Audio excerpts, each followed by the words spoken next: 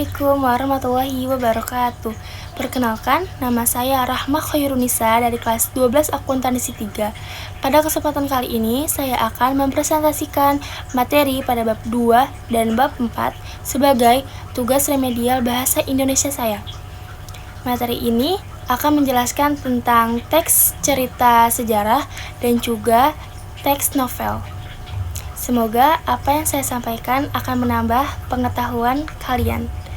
Mari kita mulai.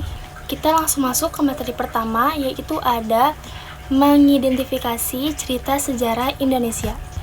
Cerita sejarah berarti menggali unsur-unsur penting yang membentuk cerita tersebut. Dalam cerita sejarah terdapat beberapa jenis informasi penting yang perlu dipahami.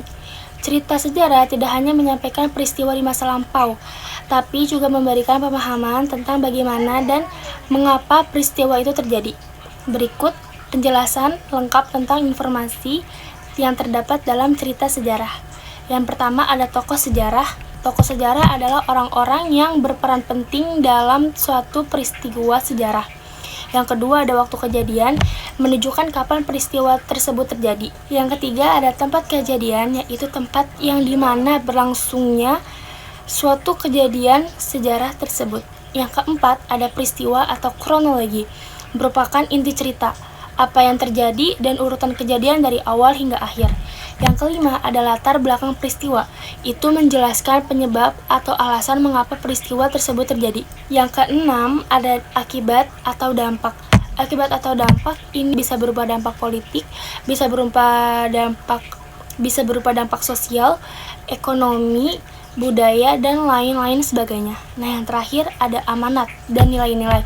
Itu berupa nilai-nilai penting yang ada di dalam cerita sejarah tersebut, seperti nilai-nilai patriotisme, nasionalisme, keberanian, kepahlawanan, persatuan, dan keteladanan, dan masih banyak lagi nilai-nilai yang ada di dalam cerita sejarah tersebut. Apa sih ciri kebahasan umum dari teks novel cerita sejarah? Ciri kebahasan umum dari teks sejarah itu ada yang pertama, kata kerja aksi atau verba. Yang kedua ada kata kerja mental, yang ketiga ada kata hubung kronologis, yang keempat ada kata hubung kausalitas, yang kelima ada kata rujukan, yang keenam ada keterangan waktu dan tempat, yang ketujuh ada kalimat kompleks, dan yang terakhir yaitu ke-8 ada gaya bahasa naratif. Nilai-nilai dalam novel sejarah merujuk pada ajaran atau prinsip moral, sosial, budaya, kepahlawanan yang disampaikan melalui tokoh, peristiwa, dan konflik dalam cerita. Gimana sih langkah-langkah mengonstruksi nilai-nilai dalam novel sejarah? Yaitu yang pertama, menentukan tema utama. Dan yang kedua, menggali latar sejarah. Ketiga, menciptakan karakter dengan nilai-nilai tertentu. Yang keempat, menggambarkan peristiwa atau konflik yang menguji nilai-nilai tersebut. Yang kelima, menggunakan dialog untuk menyampaikan nilai. Dan yang keenam, menyelesaikan konflik dengan solusi yang mencerminkan nilai positif. Kalian tahu nggak, kita juga bisa loh nulis cerita sejarah pribadi. Iya, cerita sejarah diri kita sendiri. Cerita sejarah pribadi adalah teks naratif yang menceritakan pengalaman nyata yang pernah dialami oleh penulis di masa lalu dan memiliki makna penting dalam hidupnya. Cerita ini bisa berupa pengalaman lucu, sedih, menyentuh, menegangkan, atau penuh pembelajaran. Ciri-ciri cerita novel pribadi yang pertama ada berdasarkan kisah nyata dari penulis itu sendiri. Yang kedua, mengandung unsur waktu dan tempat yang jelas. Yang ketiga, memuat tokoh-tokoh nyata atau bisa ditulis nama asli atau samaran. Yang keempat, diceritakan secara naratif. Yang kelima, mengandung refleksi atau makna hidup dari pengalaman tersebut. Struktur dari teks cerita pribadi itu ada 3. Yang pertama ada orientasi atau pembukaan. Yang kedua ada peristiwa atau rangkaian cerita. Nah, yang terakhir itu ada reorientasi atau penutup. Jadi itu adalah materi dari mengidentifikasi teks cerita sejarah. Selanjutnya kita akan beralih ke bab 4, yaitu menikmati novel. Poin pertama di bab ini ada menafsir pandangan pengarang terhadap kehidupan. Pandangan pengarang terhadap kehidupan adalah gagasan, nilai, sikap, atau pesan moral yang ingin disampaikan pengarang melalui karya sastranya terhadap berbagai aspek kehidupan.